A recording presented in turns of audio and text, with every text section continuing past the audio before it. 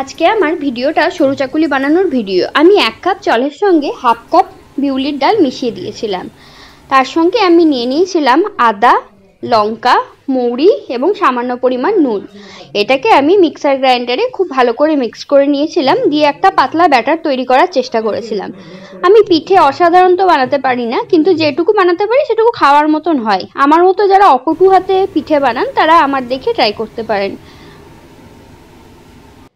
প্যানটাকে তেল আর জল দিয়ে প্রথমে রেডি করে নিয়ে টেম্পারেচারটাকে সেট করে নিতে হবে। তারপরে হালকা একটু করে তেল দিয়ে আর একটু সামান্য জল দিয়ে হিটটাকে ঠিকঠাকভাবে অ্যাডজাস্ট করে আমাদেরকে ব্যাটারটা ওপর থেকে দিয়ে গোল গোল শেপে তৈরি করে নিতে হবে, যাতে চিটিয়ে না যায়। আমি আবার ওপর থেকে একটু করে তেল দিচ্ছিলাম মাঝে মাঝে।